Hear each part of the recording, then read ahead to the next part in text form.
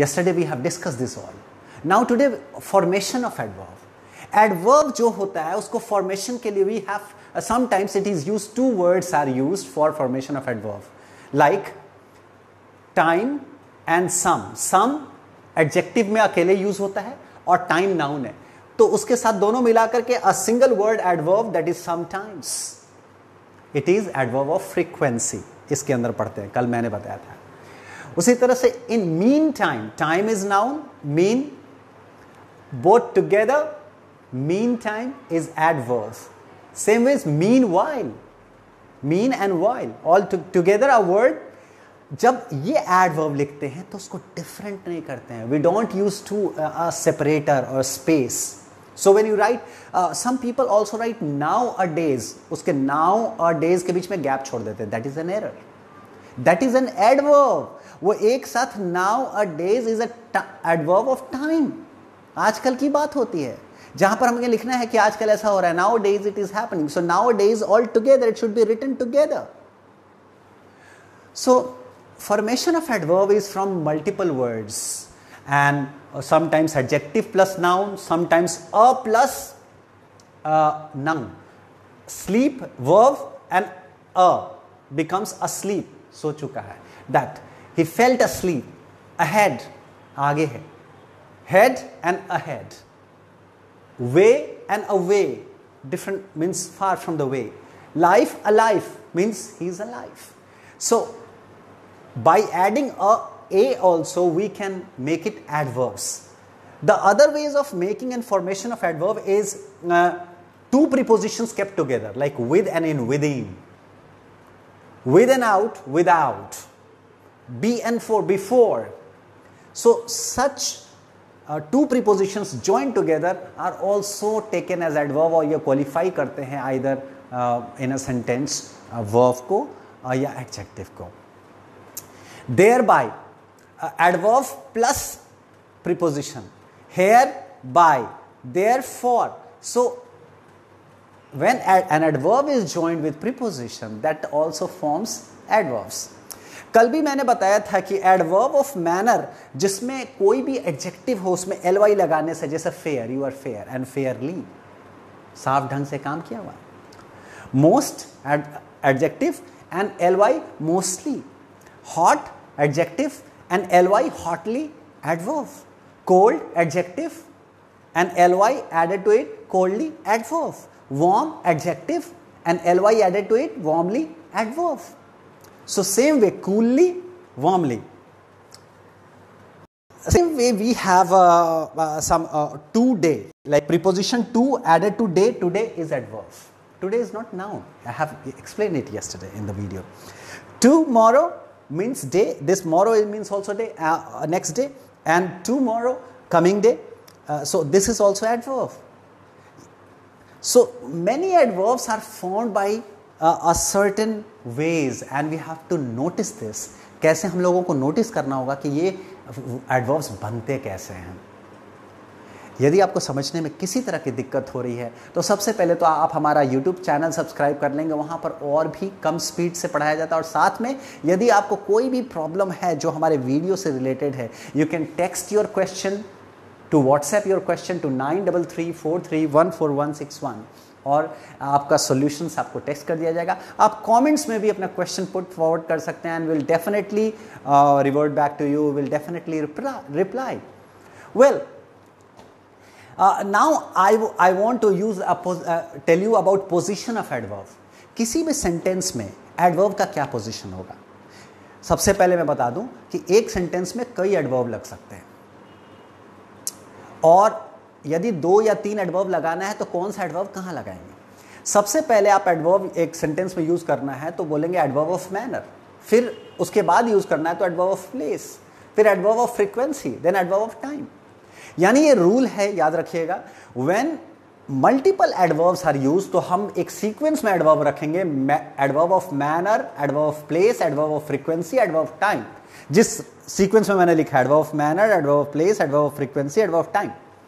तो MPFT, keep in mind, MPFT, जब भी एक सेंटेंस में मल्टीपल एडवर्ब्स होंगे तो सबसे पहले adverb of manner, then adverb of frequency, then adverb of place, and then adverb of time.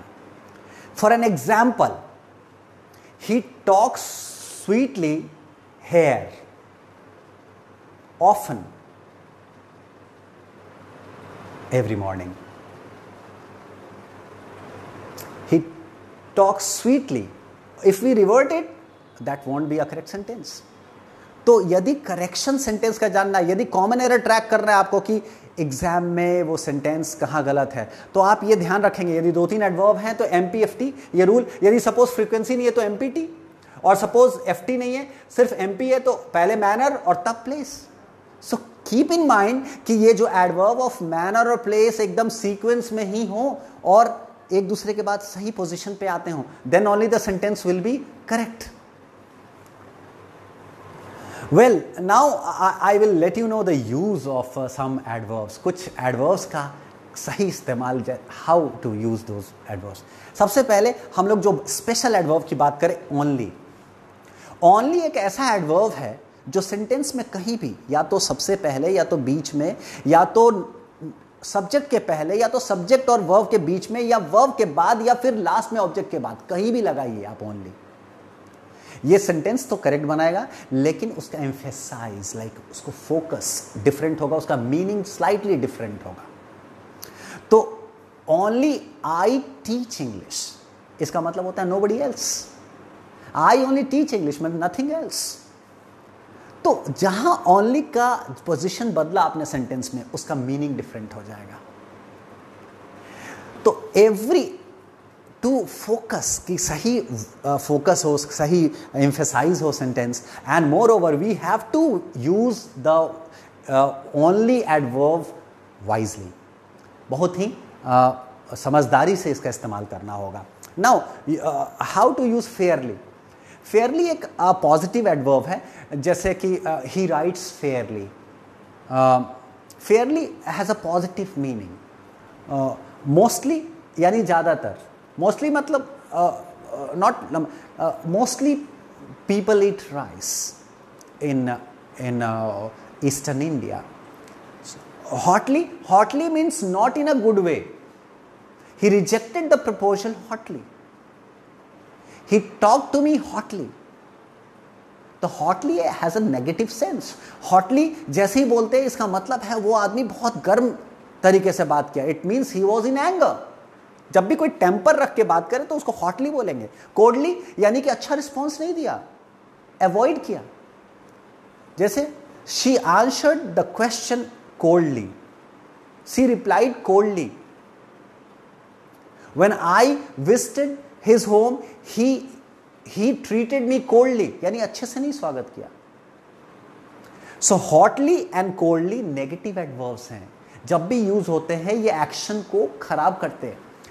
Warmly अच्छा adverb है. I was treated warmly. He welcomed me warmly. We should talk warmly to people. तो warmly एक अच्छा adverb है जब भी, और इसको ज़्यादातर ऑब्जेक्ट के बाद लगाते हैं. ये सब ज़्यादातर ऑब्जेक्ट के बाद लगाते हैं, जैसे और वर्ब के बाद लगाते हैं. जैसे ही rights neatly in the paper, तो वर्ब के बाद लगाएंगे आफ्टर द वर्ब. और एडवर्ब ऑफ प्लेस क्या होता है, एडवर्ब ऑफ फ्रीक्वेंसी क्या होता है, after the subject and the verb. फिर से एक बार आपको ध्यान दें कहां पर एडवर्ब ऑफ मैनर लगे. एडवर्ब ऑफ मैनर का नॉर्मल पोजीशन है वर्ब के बाद. जैसे ही राइट्स फेयरली,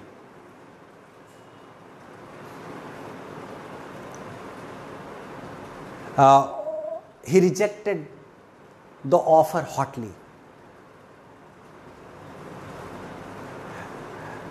फेयरली को लगाते हैं sometimes after the verb and sometimes after the sentence ends, after the object.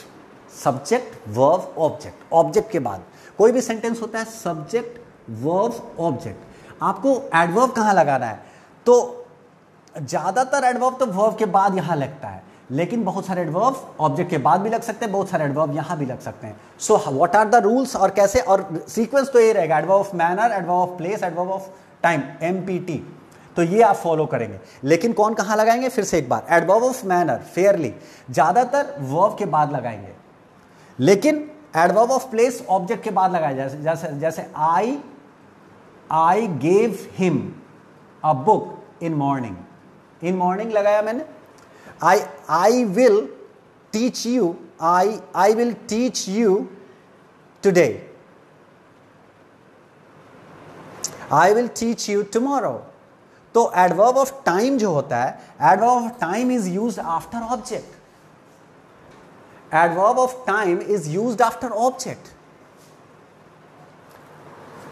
Adverb of frequency जो होता है वो सब्जेक्ट और मेन वर्ब के बीच में होता है, सब्जेक्ट और मेन वर्ब के बीच में। जैसे I normally start my class at 6, I normally start my class at 6। तो subject I, normally adverb, start verb, my class at 6। The same way, तो एडवर्ब फ्रीक्वेंसी आप लगाएंगे सब्जेक्ट और वर्ब के बीच में। एक बात ध्यान रहिए, जिस सेंटेंस में ऑक्सिलरी वर्ब हो, जैसे is, am, are, was, were, have, has, had, do, does, did, can, may, shall, will, इनके बाद ऑक्सिलरी और मॉडल के ऑक्सिलरी वर्ब के बाद और मेन वर्ब के बीच में ही एडवर्ब ज्यादातर लगाए जाते हैं। जैसे आई विल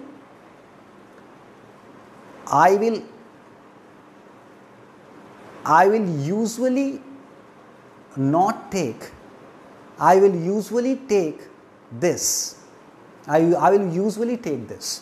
तो will और take के बीच में डाला, तो ऑक्सिलरी और मेन वर्ब के बीच में, ऑक्सिलरी और नॉन फाइनाइट जिसको बोलते हैं, उन वर्ब के बीच में हम लोग एडवर्ब का पोजीशन करते हैं। यदि सब्जेक्ट और वर्ब के बीच में हो तो फ्रीक्वेंसी वाला एडवर्ब होगा, और यदि नॉर्मली वर्ब के बाद होता है, लेकिन जब ऑक्सिलरी होता है तो ऑक्सिलरी और वर्ब के बीच में होता है, और टाइम वाला एडवर्ब जो होता है वो ऑब्जेक्ट के बाद होता है। कुछ बातों का ध्यान देंगे और आप इस वीडियो को दोबारा रिपीट करके देख सकते हैं, because this video is as it is posted without any editing, it is posted on Facebook and also sometimes it is posted on my YouTube channel as well. So keep following and also asking questions in the comments and also on my WhatsApp number. Well, तो ये आपको idea था कि आप hotly negative adverb है, coldly और warmly और coolly. Warmly is a good adverb and coolly, जैसे ही thought coolly, that is a positive adverb, बड़े ठंडे दिमाग से उसने सोचा। So warmly and coolly is a positive adverb, hotly and coldly negative atmosphere लाते हैं in the sentence. Mostly is a normal, ये फ्रीक्वेंसी बताते हैं। Mostly is also tells frequency, it also tells frequency and it also tales manner. कोई कोई adverbs दो दो चीज बताते हैं। Suppose mostly people eat rice, यहां तो मैनर बता रहा है, but he mostly comes and sometimes he calls me. So normal frequency भी बताता है। Many adverbs, कभी कभार एडवर्ब ऑफ मैनर भी बन जाते हैं, कभी कभी एडवर्ब ऑफ रीजन और एडवर्ब ऑफ डिग्री भी बता देते हैं। जैसे delightfully, delightfully is also adverb of manner and delightfully is also adverb of degree, कितना, quantity, so adverb of quantity also. Well, so adverb of place normally हम लोग कहां लगाएंगे, आफ्टर द ऑब्जेक्ट। जैसे सेंटेंस खत्म है, Ram eats a mango every day. Every day क्या हुआ, adverb of time, adverb of time, this is normally used at end. He comes here, after place, adverb of place भी लगाएंगे verb के बाद। Well, finally coming to some more important adverbs, जैसे कि adverb yet and still. Yet और still adverb of time है। Yet sentence के last में लगा दे, जैसे I have not met him yet, sentence के लास्ट में लगा सकते हैं। I have not talk to him yet, यानी अभी तक मैंने उससे बात नहीं किया है। और स्टिल का यूज जो है, स्टिल एडवर्ब जो होता है वो इज एम आर के बाद है। आई एम स्टिल वेटिंग, यानी ऑक्सिलरी और मेन वर्ब के बीच में डालते हैं। I will still advise you, I will still advise you, तो एक ऑक्सिलरी वर्ब और मेन वर्ब के बीच में स्टिल को डालेंगे। So there is a slight difference between yet and still. Yet को लास्ट में डालेंगे किसी भी सेंटेंस में और स्टिल एडवर्ब के रूप में। वैसे तो yet and still are also conjunctions. ध्यान रहे सेम वर्ड्स कंजंक्शन का काम कर सकते हैं। यदि वो सेंटेंसेस और क्लॉजेस जोड़ रहे हैं तो वो कंजंक्शन हो जाएंगे, और यदि वो वर्ब और एडजेक्टिव को क्वालिफाई कर रहे हैं, एम्पलीफाई कर रहे हैं, मॉडिफाई कर रहे हैं, तो वो एडवर्ब का काम कर रहे हैं। So it depends on the use of the word, that which part of speech the word is. I have been talking about this. मैंने कल ही बताया था कि वेरी जो है पॉजिटिव एडवर्ब, किसी चीज़ की बड़ाई करनी है तो you are smart, you are very smart, ये अच्छी बात है। लेकिन आप बोल देंगे यू आर टू स्मार्ट, ये बुरी बात है। यू आर टू टॉल, ये बुरी बात। यू आर टू स्मार्ट, बुरी बात। You are too handsome, negative चीज़ है। We should you are very smart, you are very tall, you are very handsome. और मच के बाद हमेशा हम या तो कंपैरेटिव डिग्री लगाएंगे, जैसे you are much better option, much taller, या फिर ईडी यानी पास्ट पार्टिसिपल लगाएंगे, जैसे he is much tired, I am much tired today, he is much exhausted. तो या तो पास्ट पार्टिसिपल के पहले लगेगा मच, और या तो कंपैरेटिव डिग्री एडजेक्टिव के पहले लगेगा। दोनों के एग्जाम्पल फिर से एक बार लेते हैं, आप लोग प्रैक्टिस करते रहिएगा। ये the more you write sentences on these adverbs, you will be able to use this in writing. So practice makes a man perfect. Keep on practicing. So he is much terrified, and you are much taller than your brother. Quite is a positive adverb, that he is quite intelligent. Quite means very very intelligent. Enough adjective के पहले लग सकता है. He is और adjective के बाद भी लग सकता है. He is rich enough. एक पहला enough एक ऐसा adverb है जो adjective के बाद भी लगेगा तो उसका same meaning होगा. He is rich enough. He is intelligent enough to handle this. तो enough के साथ है कि वो adjective के बाद, normally adverb adjective के पहले लगता है, लेकिन enough is an adverb like which can be used after also adjective. So two is negative. Now no and not. Article A, I have a pen. यदि यहाँ पर a के बदले हमें no लगाना है तो a के बदले लगाएंगे I have no pen. I have an idea. I have no idea. तो आर्टिकल के बदले no लगाते हैं, या तो कंपैरेटिव डिग्री जैसे no taller man, no more intelligent person, comparative degree के पहले लगाते हैं, और या नहीं तो नाउन के पहले लगाएंगे तो there is a man, there is no man, there is a way, there is no way. और not, किसी भी पॉजिटिव स्टेटमेंट में यदि not लगाया तो just it becomes negative.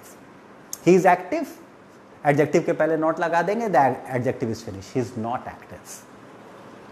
You are energetic, not लगा दिया, you are not energetic, negative बनाना. सो एडवर्ब क्या करता है, मॉडिफाई करता है, डाउन टोन करता है, एम्पलीफाई करता है एडजेक्टिव को, वर्ब को, और इसीलिए उसे एडवर्ब कहा जाता है. और यही सारे वर्ड्स यदि दो क्लॉजेस कनेक्ट करने लगे तो they are called conjunctions. So remember the use of adverbs, the position of adverbs, और यही कहीं ना कहीं एरर होता है. And keep writing. The existing students of Pace are recommended, उनको रिकमेंड करते हैं कि जो भी स्टूडेंट एग्जिस्टिंग हैं पेस इंस्टीट्यूट के, वो हमारे ईमेल पर और व्हाट्सएप नंबर पे अपने टेक्स्ट को फॉरवर्ड करें, and the text will be checked and revert back to you.